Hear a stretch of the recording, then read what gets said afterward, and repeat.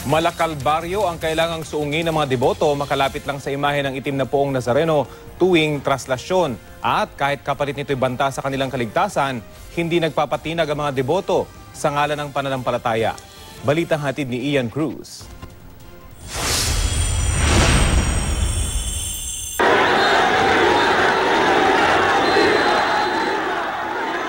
Hindi biro ang inaabot ng isang deboto para makalapit o makahawak sa andas ng itim na Nazareno.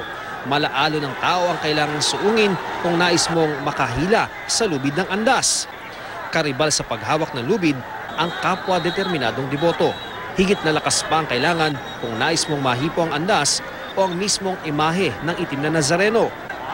Kadalasan, pati ang mismong mga deboto kailangan tapakan, makasampalang sa andas.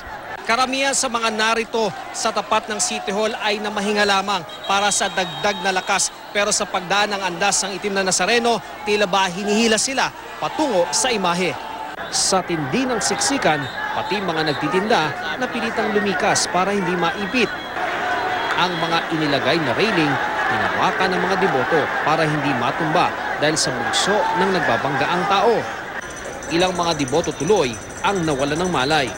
Pinagpasapasahan sila ng mga deboto upang mailagay sa ligtas na lugar.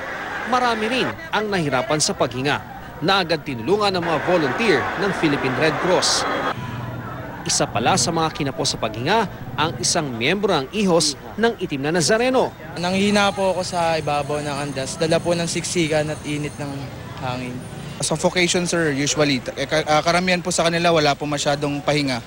Kaya ayun, bumabagsak po yung ano nila. Kaya nagkokos po ng loss of consciousness usually or unconscious.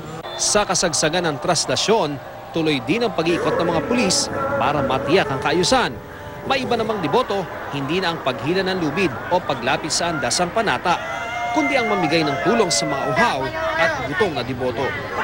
Bilang pasasalamat to sa mga blessing din na ibinibigay sa akin ng Panginoon Diyos. So, nagsashare lang din po ako. Ian Cruz, GMA News.